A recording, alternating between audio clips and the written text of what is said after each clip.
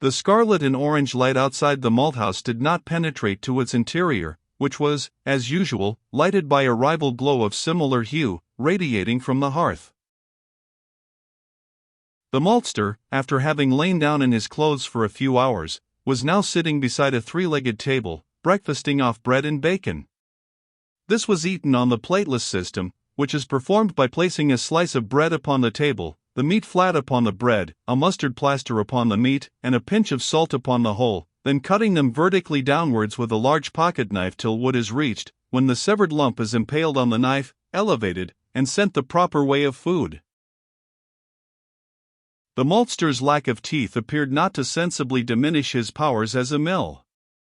He had been without them for so many years that toothlessness was felt less to be a defect than hard gums in acquisition. Indeed, he seemed to approach the grave as a hyperbolic curve approaches a straight line less directly as he got nearer, till it was doubtful if he would ever reach it at all. In the ash pit was a heap of potatoes roasting, and a boiling pipkin of charred bread, called coffee, for the benefit of whomsoever should call, for Warren's was a sort of clubhouse, used as an alternative to the inn. "I say," says I, "we get a fine day, and then down comes a snapper at night," was a remark now suddenly heard spreading into the malthouse from the door, which had been opened the previous moment. The form of Henry Frey advanced to the fire, stamping the snow from his boots when about halfway there. The speech and entry had not seemed to be at all an abrupt beginning to the maltster, introductory matter being often omitted in this neighborhood, both from word and deed, and the maltster having the same latitude allowed him, did not hurry to reply. He picked up a fragment of cheese, by pecking upon it with his knife, as a butcher picks up skewers. Henry appeared in a drab kerseymere greatcoat, buttoned over his smock-frock, the white skirts of the latter being visible to the distance of about a foot below the coat-tails, which, when you got used to the style of dress, looked natural enough, and even ornamental. It certainly was comfortable. Matthew Moon, Joseph Poorgrass, and other carters and wagoners followed at his heels, with great lanterns dangling from their hands, which showed that they had just come from the cart-horse stables, where they had been busily engaged since 4 o'clock that morning. "And how is she getting on without a Bailey?" the maltster inquired. Henry shook his head, and smiled one of the bitter smiles, dragging all the flesh of his forehead into a corrugated heap in the center. "She'll rue it, surely, he said. Benjy Pennyways were not a true man or an honest Bailey, as big a betrayer as Judas Iscariot himself. But to think she can car on alone." He allowed his head to swing laterally 3 or 4 times in silence. "Never in all my creeping up, never." This was recognized by all as the conclusion of some gloomy speech which had been expressed in thought alone during the shake of the head. Henry meanwhile retained several marks of despair upon his face, to imply that they would be required for use again directly he should go on speaking. "All will be ruined, and ourselves too, or there's no meat in gentlemen's houses," said Mark Clark. "A headstrong maid, that's what she is, and won't listen to no advice at all. Pride and vanity have ruined many a cobbler's dog. Dear, dear, when I think o' it, I sorrows like a man in trouble." "True, Henry, you do, I've heard ye," said Joseph Poorgrass in a voice of thorough attestation, and with a wire-drawn smile of misery. "'Twould do a Martell man no harm to have what's under her bonnet," said Billy Smallberry, who had just entered, bearing his one tooth before him. "She can spake real language, and must have some sense somewhere. Do ye foller me?" I do, but no Bailey, I deserved that place," wailed Henry, signifying wasted genius by gazing blankly at visions of a high destiny apparently visible to him on Billy Smallberry's smock-frock. "There, 'twas to be, I suppose. Your lot is your lot, and Scripture is nothing, for if you do good you don't get rewarded according to your works, but be cheated in some mean way out of your recompense." No, I don't agree with ye either," said Mark Clark. "God's a perfect gentleman in that respect." "Good works good pay, so to speak it," attested Joseph Poorgrass. A short pause ensued, and as a sort of entr'acte Henry turned and blew out the lanterns, which the increase of daylight rendered no longer necessary even in the malthouse, with its one pane of glass. "I wonder what a farmer woman can want with a harpsichord, dulcimer, pianer, or whatever 'tis they call it," said the maltster. "Liddy saith she ve a new one." "Got a pianer?" "Aye. Seems her old uncle's things were not good enough for her. She ve bought all but everything new. There's heavy chairs for the stout, weak and wiry ones for the slender, great watches, getting on to the size of clocks, to stand upon the chimbleypiece. Pictures, for the most part wonderful frames. And long horsehair settles for the drunk, with horsehair pillows at each end," said Mr. Clark. "Likewise looking glasses for the pretty, and lying books for the wicked." A firm loud tread was now heard stamping outside, the door was opened about 6 inches, and somebody on the other side exclaimed, "Neighbors, have ye got room for a few newborn lambs?" "Aye, sure, shepherd," said the conclave. The door was flung back till it kicked the wall and trembled from top to bottom with the blow. Mr. Oak appeared in the entry with a steaming face, haybands wound about his ankles to keep out the snow, a leather strap round his waist outside the smock-frock, and looking altogether an epitome of the world's health and vigor. For lambs hung in various embarrassing attitudes over his shoulders, and the dog George, whom Gabriel had contrived to fetch from Norcombe, stalked solemnly behind. "Well, Shepherd Oak, and how's lambing this year, if I mid say it?" inquired Joseph Poorgrass. "Terrible trying," said Oak. "I've been wet through twice a day, either in snow or rain, this last fortnight. Caney and I haven't tined our eyes tonight. A good few twins, too, I hear?" "Too many by half. Yes, 'tis a very queer lambing this year. We shan't have done by Lady Day. And last year 'twere all over by Sexagesimine Sunday," Joseph remarked. "Bring on the rest, Cain," said Gabriel, "and then run back to the ewes." "I'll follow you soon." Caney Ball, a cheery-faced young lad, with a small circular orifice by way of mouth, advanced and deposited 2 others, and retired as he was bidden.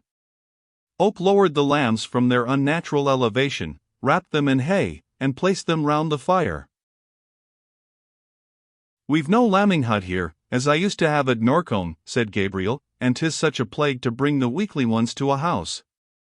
If 'twasn't for your place here, Malter, I don't know what I should do this keen weather.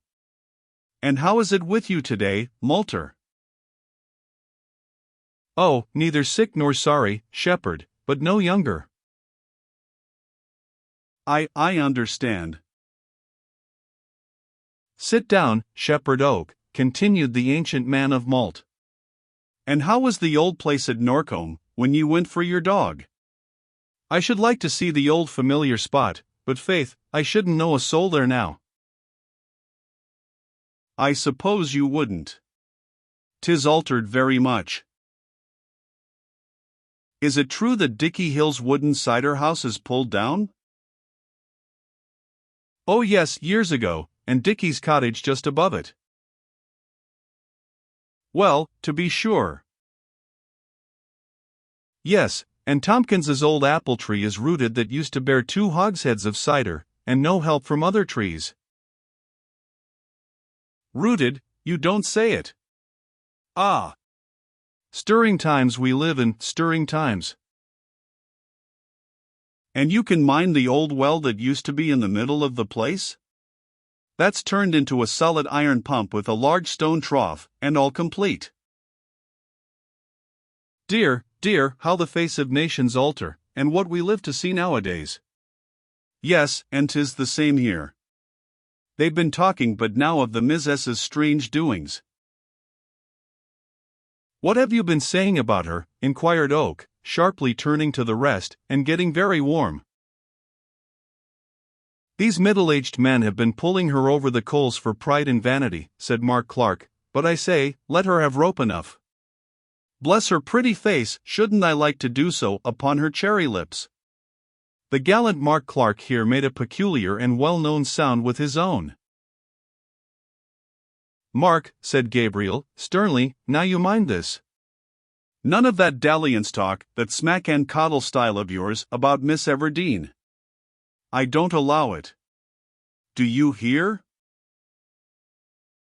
With all my heart, as I've got no chance, replied Mr. Clark, cordially. I suppose you've been speaking against her, said Oak, turning to Joseph Poorgrass with a very grim look. No, not a word. 'Tis a real joyful thing that she's no worse, that's what I say, said Joseph, trembling and blushing with terror. Matthew just said. Matthew Moon, what have you been saying? Asked Oak. Why, you know I wouldn't harm a worm, no, not one underground worm, said Matthew Moon, looking very uneasy. Well, somebody has, and look here, neighbors. Gabriel, the one of the quietest and most gentle men on earth, rose to the occasion, with martial promptness and vigor. That's my fist. Here he placed his fist, rather smaller in size than a common loaf, in the mathematical center of the maltster's little table, and with it gave a bump or two thereon, as if to ensure that their eyes all thoroughly took in the idea of fistiness before he went further. Now, the first man in the parish that I hear prophesying bad of our mistress, why, here the fist was raised and let fall as Thor might have done with his hammer in assaying it, he'll smell and taste that, or I'm a Dutchman. All earnestly expressed by their features that their minds did not wander to Holland for a moment on account of this statement, but were deploring the difference which gave rise to the figure, and Mark Clark cried, Here, just what I should ha' said. The dog George looked up at the same time after the shepherd's menace, and though he understood English but imperfectly, began to growl. Now, don't ye take on so, shepherd, and sit down, said Henry, with a deprecating peacefulness equal to anything of the kind in Christianity. We hear that ye be an extraordinary good and clever man, shepherd, said Joseph Poorgrass with considerable anxiety from behind the maltster's bedstead, whither he had retired for safety. 'Tis a great thing to be clever, I'm sure, he added, making movements associated with states of mind rather than body. We wish we were, don't we, neighbors? Aye, that we do, sure, said Matthew Moon, with a small anxious laugh towards Oak, to show how very friendly disposed he was likewise. Who's been telling you I'm clever? Said Oak. 'Tis blowed about from pillar to post quite common, said Matthew. We hear that ye can tell the time as well by the stars as we can by the sun and moon, shepherd. Yes, I can do a little that way, said Gabriel, as a man of medium sentiments on the subject. And that ye can make sundials, and print folks' names upon their wagons almost like copperplate, with beautiful flourishes, and great long tails. A excellent fine thing for ye to be such a clever man, shepherd. Joseph Poorgrass used to prent to Farmer James Everdeen's wagons before you came, and it could never mind which way to turn the J's and E's, could ye, Joseph? Joseph shook his head to express how absolute was the fact that he couldn't. And so ye used to do 'em the wrong way, like this, didn't ye, Joseph? Matthew marked on the dusty floor with his whip handle. Illustration: the word JAMES appears here with the J, E, and S printed backwards. And how Farmer James would cuss, and call thee a fool, wouldn't he, Joseph, when a seed his name looking so inside out like, continued Matthew Moon with feeling. I would, said Joseph, meekly. But, you see, I wasn't so much to blame, for them J's and E's be such trying sons o' witches for the memory to mind whether they face backward or forward, and I always had such a forgetful memory, too. 'Tis a very bad affliction for ye, being such a man of calamities in other ways. Well, 'tis, but a happy providence ordered that it should be no worse, and I feel my thanks. As to shepherd, there, I'm sure Miss S ought to have made ye her bailey, such a fitting man for it as you be. I don't mind owning that I expected it, said Oak, frankly. Indeed, I hoped for the place. At the same time, Miss Everdeen has a right to be her own Bailey if she choose, and to keep me down to be a common shepherd only." Oak drew a slow breath, looked sadly into the bright ash pit, and seemed lost in thoughts not of the most hopeful hue. The genial warmth of the fire now began to stimulate the nearly lifeless lambs to bleat and move their limbs briskly upon the hay, and to recognize for the first time the fact that they were born.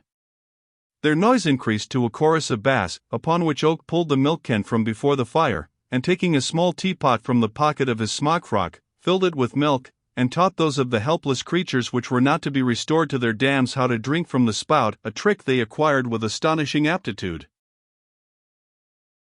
"And she don't even let ye have the skins of the dead lambs, I hear," resumed Joseph Poorgrass, his eyes lingering on the operations of Oak with the necessary melancholy. "I don't have them," said Gabriel. "Ye be very badly used, shepherd," hazarded Joseph again, in the hope of getting Oak as an ally in lamentation after all. "I think she's took against ye, that I do." "Oh no, not at all," replied Gabriel, hastily, and a sigh escaped him, which the deprivation of lambskins could hardly have caused. Before any further remark had been added, a shade darkened the door, and Boldwood entered the malthouse, bestowing upon each a nod of equality between friendliness and condescension. "Ah! Oak, I thought you were here," he said. "I met the mail cart 10 minutes ago, and a letter was put into my hand, which I opened without reading the address. I believe it is yours. You must excuse the accident, please." "Oh yes, not a bit of difference, Mr. Boldwood, not a bit," said Gabriel, readily. He had not a correspondent on earth, nor was there a possible letter coming to him whose contents the whole parish would not have been welcome to peruse. Oak stepped aside, and read the following in an unknown hand. "Dear friend, I do not know your name, but I think these few lines will reach you, which I wrote to thank you for your kindness to me the night I left Weatherbury in a reckless way. I also return the money I owe you, which you will excuse my not keeping as a gift.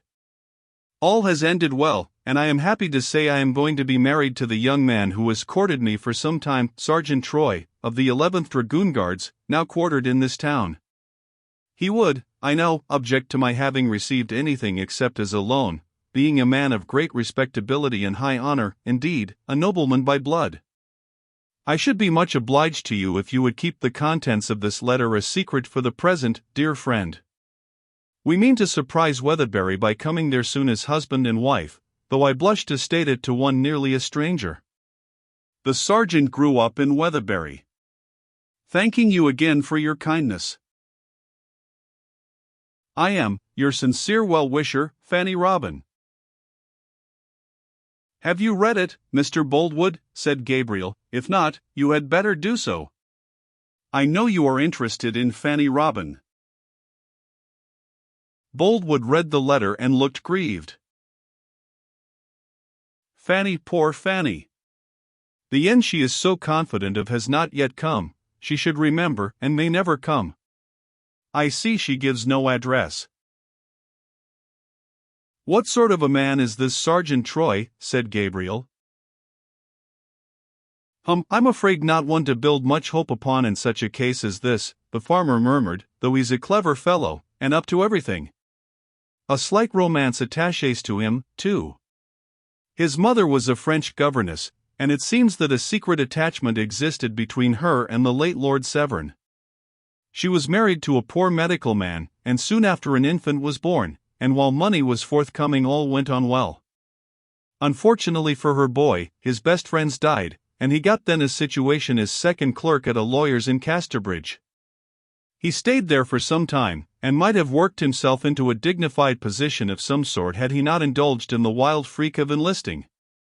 I have much doubt if ever little Fanny will surprise us in the way she mentions, very much doubt. A silly girl, silly girl." The door was hurriedly burst open again, and in came running Caney Ball out of breath, his mouth red and open, like the bell of a penny trumpet, from which he coughed with noisy vigor and great distension of face. Now, Caneball, said Oak, sternly, why will you run so fast and lose your breath so? I'm always telling you of it. Oh, a puff of me breath went the wrong way, please, Mr. Oak, and made me cough hock. Well, what have you come for? I've run to tell ye, said the junior shepherd, supporting his exhausted youthful frame against the doorpost, that you must come directly. 2 more ewes have twinned, that's what's the matter, Shepherd Oak. Oh, that's it, said Oak, jumping up, and dismissing for the present his thoughts on poor Fanny. You are a good boy to run and tell me, Cane, and you shall smell a large plum pudding some day as a treat. But, before we go, Caney, bring the tar pot, and we'll mark this lot and have done with them. Oak took from his illimitable pockets a marking iron, dipped it into the pot, and imprinted on the buttocks of the infant sheep the initials of her he delighted to muse on, B.E., which signified to all the region round that henceforth the lambs belonged to Farmer Bathsheba Everdeen, and to no one else. Now, Caney, shoulder your 2, and off. Good morning, Mr. Boldwood. The shepherd lifted the 16 large legs and 4 small bodies he had himself brought, and vanished with them in the direction of the lambing field hard by, their frames being now in a sleek and hopeful state, pleasantly contrasting with their death's door plight of half an hour before. Boldwood followed him a little way up the field, hesitated, and turned back. He followed him again with a last resolve, annihilating return.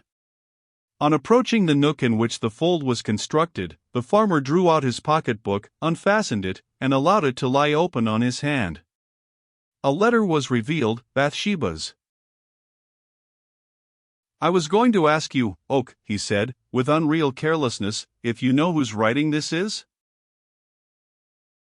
Oak glanced into the book, and replied instantly, with a flushed face, Miss Everdeen's. Oak had colored simply at the consciousness of sounding her name. He now felt a strangely distressing qualm from a new thought. The letter could of course be no other than anonymous, or the inquiry would not have been necessary.